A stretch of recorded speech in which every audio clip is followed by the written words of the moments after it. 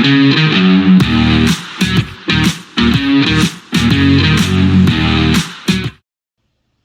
welcome back to the Supercoach Nuff channel. In this video we're going to look at the NRL Fantasy team for round 1 of the 2025 NRL season. So Team List Tuesday today, revealing most of the rest of the teams. So 12 of the teams, obviously the Titans still yet to play in the competition.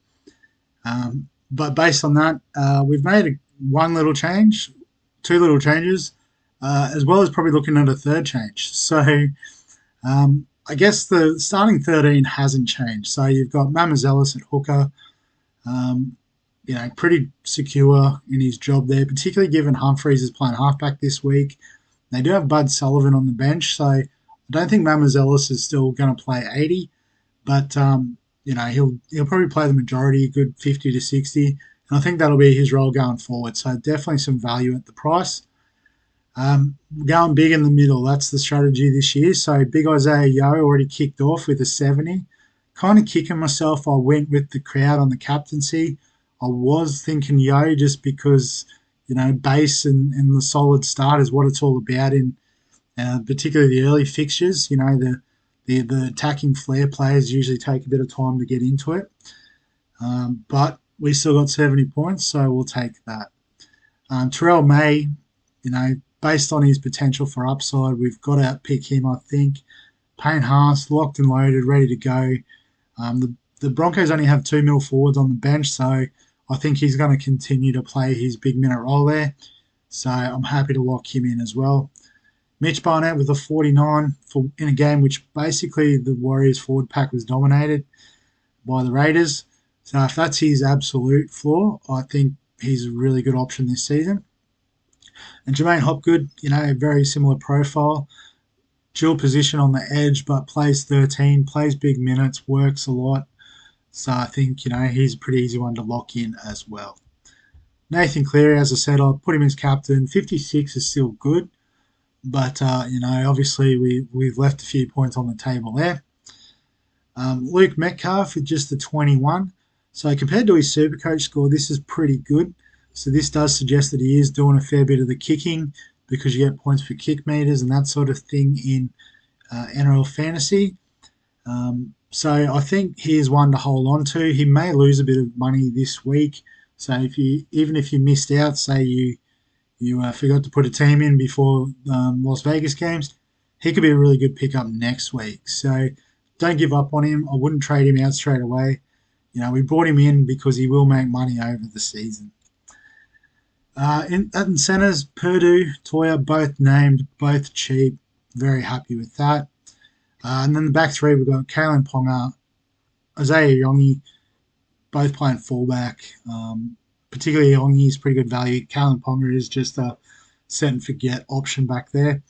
And then Nwanga Tuasi's got dual position now, being named in the centres. So he'll be that flexible guy for us. As you can see, we're still carrying Brimson on the bench. So I think, that's an easy play next week to move him into the centres. Brimson comes on at wing fullback, and we have our back cover. On the bench, Tom Duffy locked in the 7, so kicking goals, kick meters should be there, all that sort of good stuff. So happy to have him in. With the news that Siwa Wong was moved to the bench, I was trading him out, and I was going to bring Hubner in at 250k starting lock. I think there's some good minutes there for him, so happy to lock him in the team. That bit of extra cash actually allowed me to upgrade Tuolungi to Tom Gilbert, which I guess after I saw he became the captain, I was really thinking, how do I get him back in the fantasy team? I had basically upgraded him to Payne Haas from a previous version. So carrying both of those guys feels pretty good amongst all the others, big in the middle. So now we've got 3 edges that are all playing big minutes at lock forward, or in Barnett's case, a bit of prop as well. Corey Pakes, so sort of copy and paste what I said for Mamazelis. Billy Walters is on the bench, but I do expect him to get 50 minutes. So because he's in the starting role instead of the bench role, there's a bit of value there. Jack Cole played on last weekend, got 29. Borderline whether I played him or not. I think Pace could slightly outscore him. So I've just moved Brinson down into emergency 6. Sandon Smith, cheap job securities there. He will make money.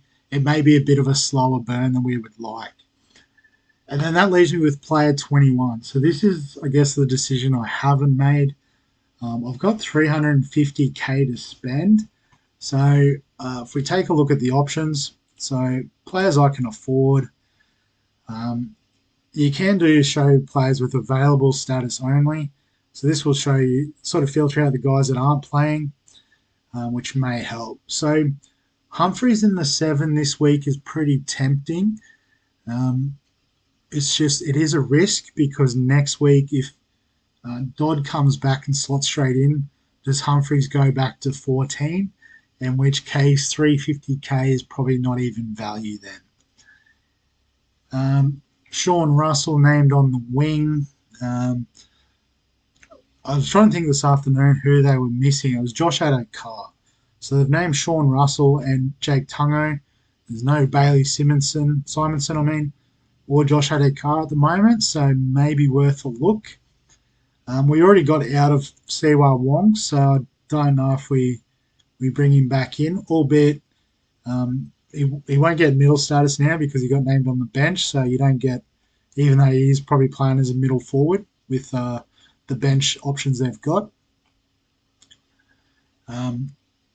Arthur's on the wing. I guess a lot of people are high on him after his Indigenous All-Stars game, but he hasn't really done it in the past. Maybe new coach, new Jesse Arthurs, but I don't think so. Brady Jones, I'm pretty sure, was on the bench. Havili was on the bench. Talon De Silva, we'll start this week, but then we'll go back to the bench. So copy and paste what I said for Humphreys. Hetherington, bench, I'm pretty sure. Tass, I guess if he's on the left wing and he's kicking goals, that does make him a bit of an option.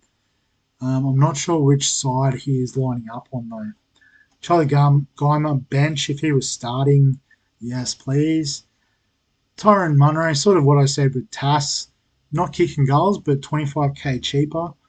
If he's on that left wing, it would be pretty nice. Shibasaki, so it looks like the job security's there.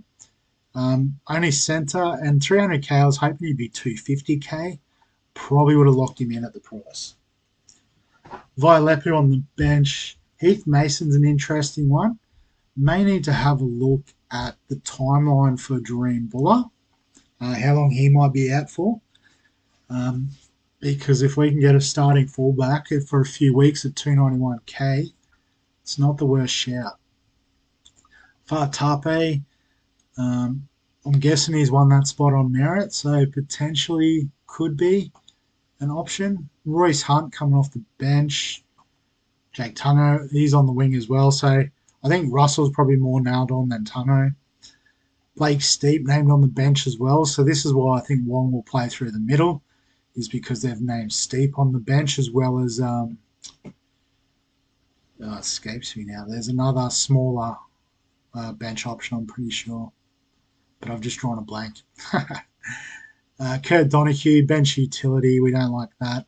Gajeski, named to start, but they do have Piakura on the bench, so any little bit of upside he had, I think, has evaporated. Dury named on the bench. Docker Clay, here's the one I was trying to think of, the bench hooker at the Roosters. Hope, so bench hooker for this week only, but good to see he's making his debut. Riley Smith coming off the bench. So I guess if you like the look of Owen Paddy and you missed out, Riley Smith probably has a similar profile. But again, bench hookers we're not a fan of. Stewart, middle forward, coming on off the bench for the Dragons. Looks like he's on debut as well. And for Keddy, another listed edge, but I'd imagine he'd be a middle forward given the squad that they've named. So it doesn't really give us a lot of options there. So what if Brimson's not playing this week, so we could always trade him in next week, have a bit of a look. but could open us up to a couple of 400k options. So if we sort of go the opposite way from 350 and see if there's anyone we're interested in. So from Humphreys, you got Montoya. Um, pass. I've been burnt before by him in a Bulldogs jersey, so I will probably want to see it first before I get on board. I think that's the only Fino, the other Fino brother. So coming off the bench, probably not. Jack Bird coming off the bench, Couchman. No, I think Toby's the one starting, so not interested. Vilea, I'm not interested in starting. Haywood's come off the bench. Yeah, I think Gula's bench as well. Blake Wilson, I'd rather Brimson at wing fullback. Yeah, there's not really much going on there, I don't think. Fini Fuiaki at 400k. So if I had him, 435, I guess that could lead to someone like. Means I've got a lot of edges on my bench. Tuolangi, or I could go Kobe Hetherington, another middle. So I'm pretty well set with middles and edges. Really struggling for back cover.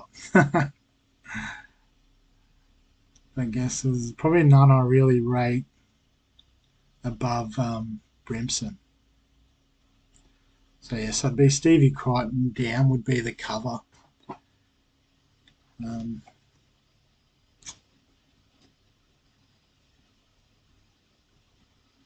so I guess then even the question would be, who would I trade for Brimson next week?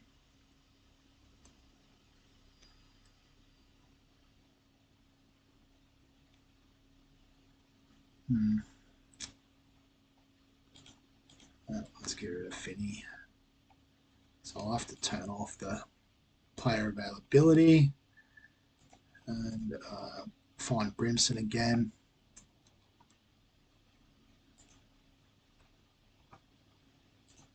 All right, all positions, all teams, selected to play. 353. I don't know. Given they've sort of got a couple of quote unquote edge players, is there still a bit of value in Siwa Wong? Probably first man off the bench, given their bench that they've named.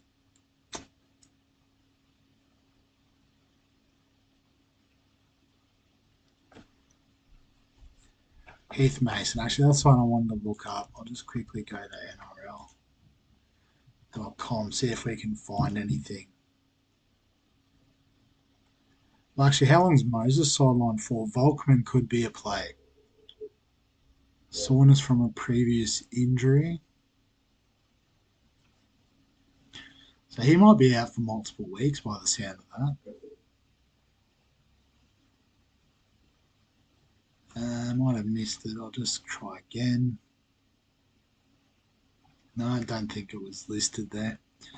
So the West Tigers, Dream Buller, round 2. Okay, so probably not. Moses says round 2, so we'll probably avoid. It doesn't really get us any closer to a decision. Do we go someone like Shibasaki who's got the job security? But then do we just go someone like Munro or Tass? South Sydney, what's their story? So Campbell Graham's in. AJ's out for a long time. So I guess even the only in is AJ. He'll come on to one of the wings. So So the South wingers have pretty good job security. So who do we pick, Munro or Tass?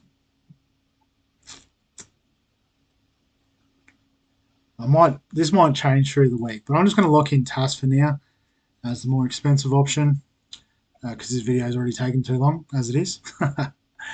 And yeah, like this is subject to change. This is a Rabbitohs winger.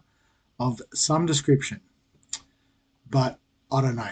This might be a good time for you guys to jump in. So if you do have any comments, thoughts about which Rabbitohs winger I should start, or anything about the team in general, feel free to add a comment below this video. Give us a like if you enjoy the NRL Fantasy content. Subscribe for all the fantasy sports content on the channel. And other than that, we'll catch you in the next one.